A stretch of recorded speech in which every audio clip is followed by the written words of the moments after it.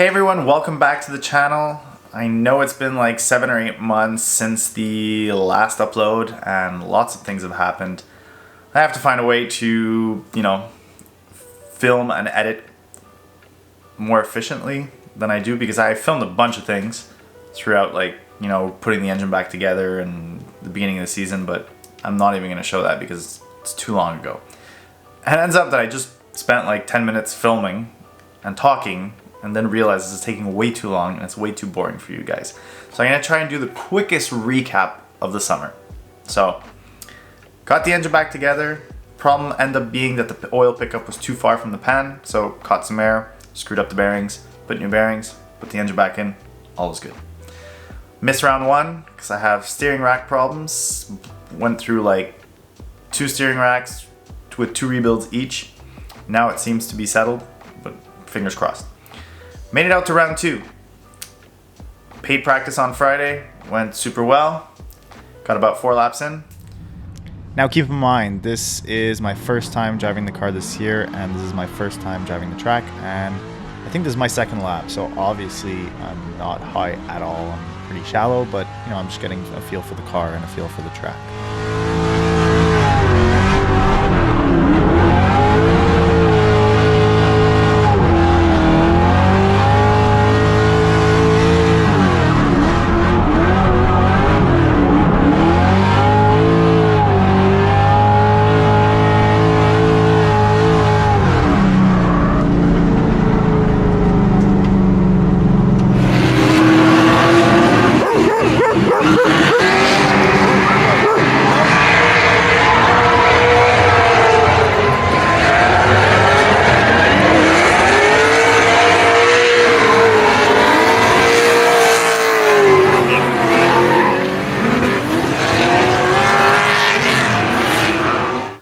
Saturday morning, first practice session.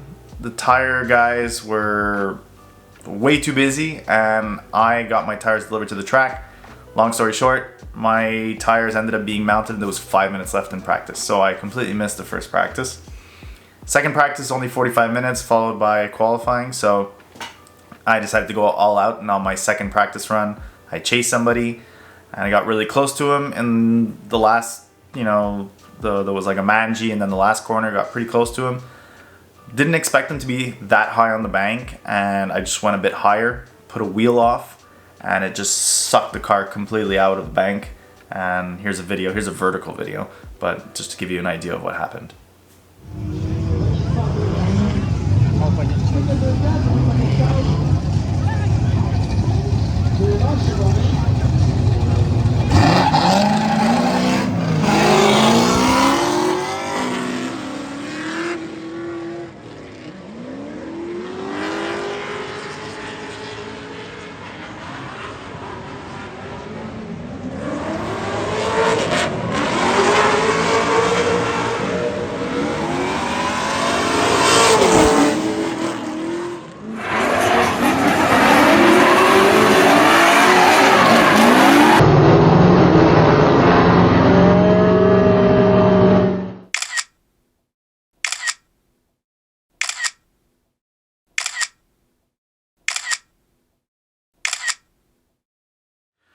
So yeah, that sucked. So had to get the car fixed. The frame was tweaked a little bit. The tension brace tore in half. We tried to fix it at the track, thanks to Godzilla, who lent me or sold me. I don't know. I totally forgot. I didn't pay him, so I'll have to hit him up after this. But tried to fix it, but the wheel was still backed up, and it just had to watch the event from the grandstands, unfortunately. Didn't get the car fixed in time for round 3.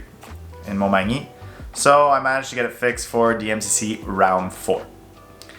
So DMCC round 4 was at ICAR, and it was a completely new layout, very high speed, probably the highest entry speed of the whole season. Luckily, once again, there was a Friday paid practice. I don't even have any proper footage. Patricia took some footage, but she films them all vertical for social media. So I was actually trying to drive the layout in 3rd gear because I would have never thought that my car can drift in 4th gear, with the gearing that I have, with the transmission that I have, and the power that I have. So After doing like 2 laps in third, I realized I was on the limiter. My wheel speed was too close to the speed that we were traveling. So the car was going everywhere, it wasn't staying sideways. It was just not good. So I'm like, you know what? It was like, I had time for like 2 runs. I'm like, I'm gonna try to pop in 4th gear. And I know that I like high RPMs, 4th gear, like for some reason it has trouble going in. So I'm like, you know what? I'm just gonna short shift it. I'm not gonna go rev it up all the way in third. I'm just gonna pop it into 4th. Ended up working, and honestly, it worked for the whole rest of the weekend. So that I was super happy about. So I managed to do the track in 4th. Now it worked, but it wasn't ideal. I was like, you know, really mid RPM, wasn't in like the best power band, like area of the power band, but it still worked.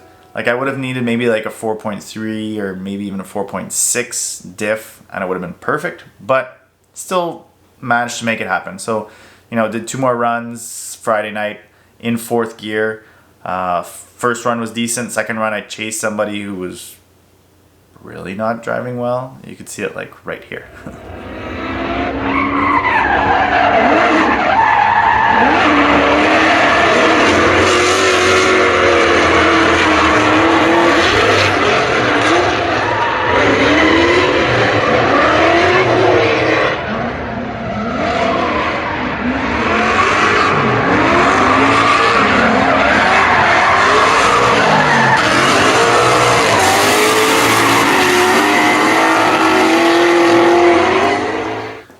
So after that, I got a good night's sleep, woke up early Saturday morning, and on the first run, not even getting on the track, just doing donuts, warming up my tires, I started to smell like oil burning and I saw a lot of smoke. So pulled back into the pits. Jeffrey and Jan came, and Jesse, and we popped the hood. I don't even remember what it was, but it was something to do with the catch can, and it was like, it had sprayed oil. So we had to work on that. So, you know, missed a bit of practice there. Went out for my first run. First one was okay, just a bit shallow. They had changed like the cones places on the track and everything. They had shortened the run up a bit because a lot of people were complaining that it was too fast. It was really fast, but like I wouldn't have minded if they just left it where it was. They ended up moving it 2 more times, just shortening it up and shortening it up. The last time I find they shortened it up too much. It put me like in between speeds, but whatever. So went out for 1 run, steering felt weird, came back in, and my belt was half off. So that was a bit odd, so whatever, just pushed the tensioner in, put the belt back, and went back out. I think I managed to get 3 runs. That's the thing. There was a decent amount of crashes. There was a lot of drivers in Pro-Am and Pro, and they mixed the Pro and Pro-Am practice. You know, if they would separate it, there's less Pro-Am drivers than Pro. I think we would have got more track time, but whatever. So I got 3 runs in. I was about to go for my last practice run, and Kevin Morin had a pretty bad crash, so they ended practice early. And yeah, so I got 3 runs in.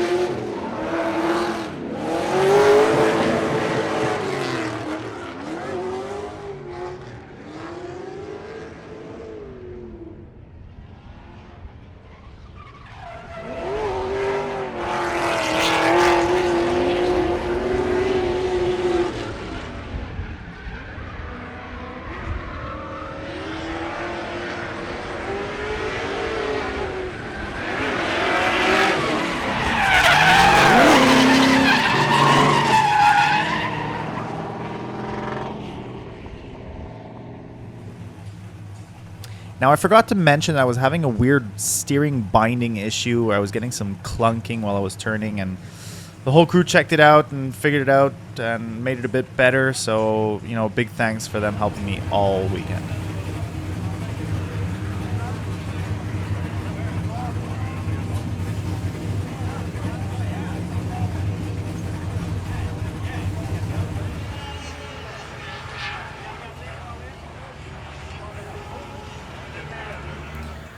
skip to qualifying number 1.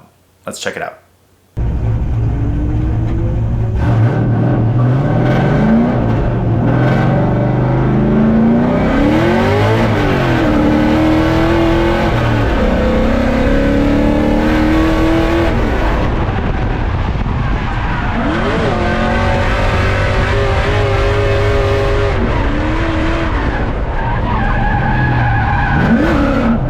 Now at this moment, I knew exactly what had happened since it wasn't the first time that I lost the belt on this car. It actually happened the first time I took this car out ever with the LS.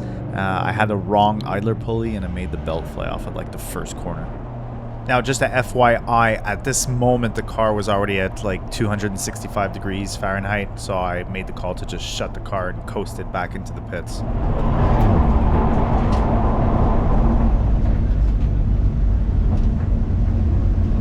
Quelqu'un, je veux pas repartir mon char, j'étais déjà à comme 2,50. If anybody was curious what happened, fortunately I lost my belt, so I had no more cooling, no more power steering. Too bad because the run started well. Damn it. So yeah, somewhere near the initiation or that first corner next to the wall, I ended up losing my accessory belt, so I had no more power steering, no more water pump, no more alternator. I could have tried, well, I did try and continue. I know a lot of people are like, oh, you could have continued. I did, but keep in mind I have a cast block, which is a lot heavier, and the steering wheel was so stiff, and you know, I was going towards a wall, and I'm like, you know what, it's not worth putting this thing in the wall. Let's just watch this run, get the car fixed, and hope for the best in the second run. So we did put a new belt on, everything was good, and lined up for the second run. Now before I show the run, for some reason going into the first corner, the first like bank, I was not comfortable at all. Like, I don't know what was going through my mind, and I didn't get a lot of practice, but I was not comfortable. I wasn't deep enough, and I was like letting off the throttle, and I don't know what was going on, but I totally screwed up because the run started pretty decently, and then as I got there, you see I let off the throttle and the car starts going crazy, and then I finally get back on the throttle, and whatever, the rest of the run is like okay, but really not my best driving, and clearly it shows that I need more seat time in this car, which I did end up getting a decent amount of seat time, but let's talk about that after. So here's the second qualifying run.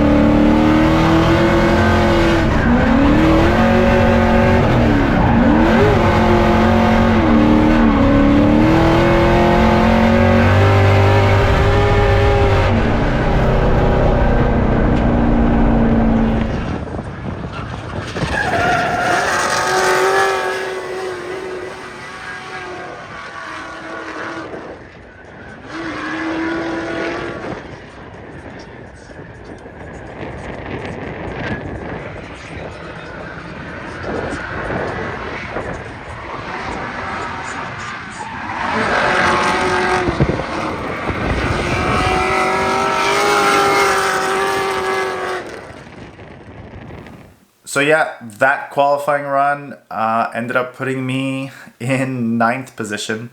And unfortunately, Pro-Am DMCC is only a top 8, which hopefully will change because, you know, Pro-Am is the future of the sport. And, you know, some people did 4 rounds and did not qualify at any of the rounds. So how are they supposed to get competition experience if they can never even compete? So they're only getting a couple of practice runs, 2 qualifying runs, pack it up, go home. So yeah, so I qualified 9th by 1 point. And what's funny is the person that qualified 8th ended up winning the event. So it is what it is. You know, packed up the trailer, had a couple of beers early. It was my birthday weekend, so once again watched from the stands. But yeah, pretty sucky situation.